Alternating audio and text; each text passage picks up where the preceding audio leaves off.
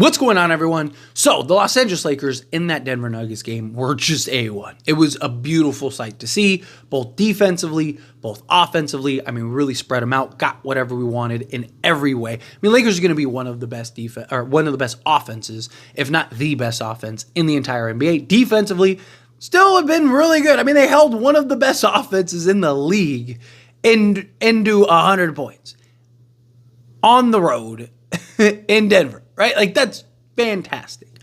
Jackson Hayes, I thought, was very solid this game. I thought this was a really good team game, really good team win. But one of the things that you saw that I've talked very heavily about recently is the Lakers lean very heavy into small ball. And it smacked the Denver Nuggets. Even with Jokic, right? Big question, how do we contain Jokic? How do we handle Jokic? Which, is a fair thought, right? Like, Jokic is ridiculous. And look, one game is not the same as a 7-game playoff series where, Mike Malone's making adjustments and changes to try to better neutralize the Lakers and free up Jokic and whatnot, right? Like, there's differences. Like, there's things, like Lakers are going to have multiple defensive sets and actions and stuff like that to deal with Denver if they run into each other in the playoffs. But small ball is going to be everything, and it's something I've really tried to stress because it's very important, right? Like, we're not going to beat teams with, look, and it's nothing against Jackson Hayes. Jackson Hayes has been great, right? But I still don't like him as our starting center. He still is not a great rebounder. He's still out of position a lot, right? Like, I'm fine keeping him long term. I've talked about it since last year, right? Like, him as like your second or third center, right? Fine. But like as your starter, I'd like a more, well-rounded center, somebody that I can rely on more, right? Like, bring me a Miles Turner, right? Like, but Jackson Hayes, right? Like, he's not going to help you beat these top teams, right?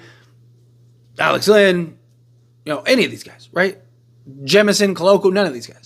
Right? We don't have that high-end center that we can rely on a nightly basis.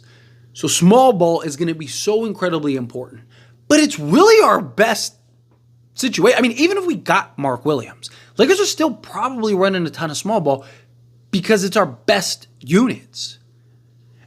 The beauty of the Lakers small ball is it's not really small. Like, Lakers are one of the biggest teams in the league. Lakers have a ton of size, right? Like, usually when you look at and think of small ball, it's like, a 6'3" point guard, and then like a 6'5" shooting guard, and then like a 6'6", maybe 6'7" small forward, and then 2 6'8" wings, right? It's usually what small ball looks like. For the Lakers, though, it's like 6'7" Luka, 6'6", 6'7" Luka. Then it's like, 6'8" Dorian Finney-Smith, and then it's like, 6'8" Jared Vanderbilt, 6'9" LeBron, and 6'8" Rui Hachimura. Like, that's huge, right? Like, that's like literally all 5 of your guys are all, the size of most power forwards, some centers, starting centers, right? And your entire 5-man unit is that. Also, the center spot. So, talked about how in 2020, right? We had the skilled center, you had the floor running center, and then you had the big physical center, right? The skill center was obviously Anthony Davis to do everything out there on the basketball court. Then you had JaVale McGee, who's our Jackson Hayes. I think JaVale McGee was better than Jackson Hayes is now, but it's kind of the same idea. Like, floor runner, high energy, block the occasional shot, that kind of thing, right? Be the lob threat. And then you had Dwight Howard, who was the big interior physical presence that, could just be physical with Jokic, get the hard foul, things like that. And then I guess Alex Len would be that for us. I would have preferred Trey Jemison, but I guess it'd be Alex Len. The thing is, though, is that we don't have really that, the Dwight Howard, but we do have the floor runner, lob threat, and we do have the skilled center, right? You do that and create that through the small ball. So you have, right, a more like a Jokic physical can, bang with the big boys in Rui Hachimura. big, physical, strong, good lower center of gravity, can dig down and really kind of hold his own, right? Then you have, okay, I want a more versatile defensive center. Dorian Finney-Smith. I want a more playmaking, running gun, let's go, right? Do everything, can rebound, and also defend and hold his own and do everything.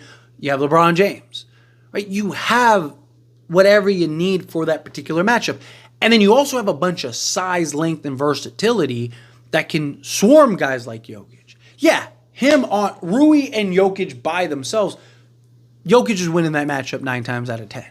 But Rui being able to physically hold his own, and then now Jokic being swarmed by LeBron, by Dorian Finney-Smith, by Jared Vanderbilt, and make Aaron Gordon be prime Steph Curry, and make Russell Westbrook be prime Klay Thompson. Contain Jamal Murray, contain Michael Porter Jr. Guess what they did? They did that on all 3 guys. We didn't have a Dorian Finney-Smith the 2 previous goes around. We didn't have a healthy Jared Vanderbilt last season, right?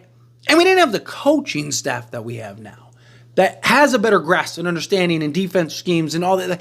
Like Darvin Ham, I even defended Darvin Ham in spots last year, right? Like he couldn't coach outside of his box. As long as he could stay in his box, he was good. He was fine. He actually looked very good at times, right?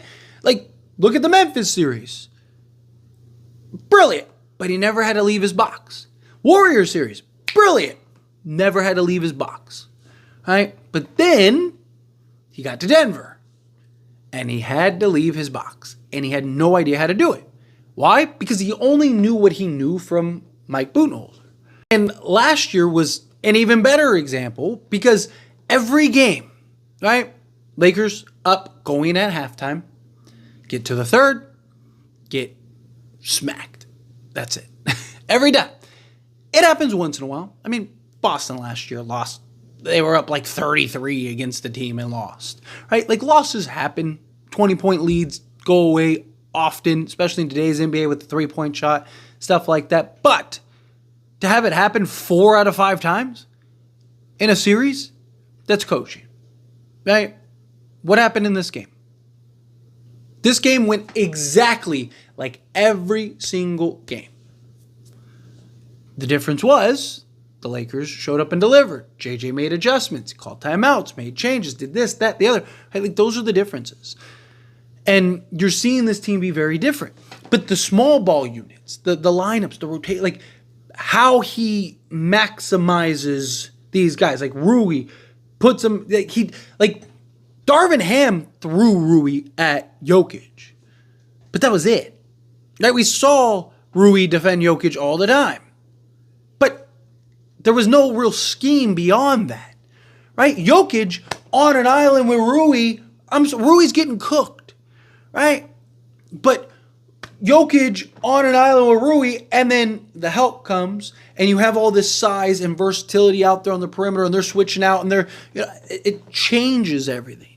The team just has a completely different look, completely different perspective, right? Like he has guys slotted in, he has them bought in, rotating to this spot and this spot and this place, right? Like the small ball is going to be the differentiator for the Lakers. The small ball is going to be the factor, right? Lakers are, even if Mark Williams, whoever, they were going to run a lot of small ball because you have all these versatile, sizable wings. You can spread teams out. And with Luka and LeBron, you're not stopping them.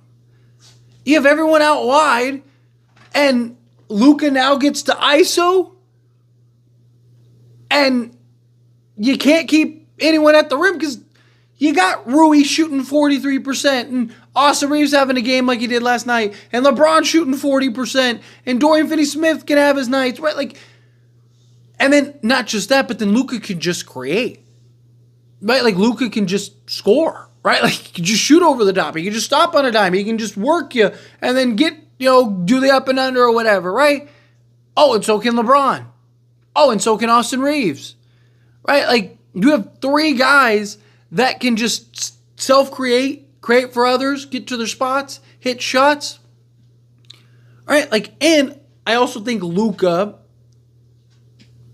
greatly helps Austin Reaves. I still like the idea of Austin Reaves coming off the bench, but having Luka allows Austin Reaves to be more aggressive because now he doesn't have to balance playmaking with shooting and scoring. He can just tack mode. Just be aggressive. Tack, tack, tack, tack, tack, tack. He can do that, right? Like where previously he had to try to find those balances. And you saw at times he would get tunnel vision or he would start getting a little too passive, right? Like now he's just creating within the flow of the offense because he's being aggressive, right? When is Austin Reaves usually at his best? Being aggressive and when LeBron and AD are out of the game. Why? Because when LeBron and AD missed the game, you had no choice. Austin Reaves had, if they wanted to win, he had to be aggressive because you need to balance out the offensive generation that Anthony Davis is giving you or generated by the Anthony Davis. Well, now you have a guy in Luka who can give you that production, and now Reaves doesn't have to worry about, and he doesn't have to set up Anthony Davis because Luka is going to set himself up, right? Like there's just differences. But the small ball is the key. The small ball is the engine that's going to really make all this make sense, and I'm really excited for it. But let me know your thoughts and opinions. As always, this is a discussion. Pass question on you. Let me know your thoughts down in the comments below. That being said, if you haven't liked this video, hit that like button. Helps me a lot. So we enjoy these types of videos, and I truly appreciate it. Not subscribe channel, hit that subscribe button. Turn on the bell notifications. Appreciate y'all. See you in the next one. Thank you.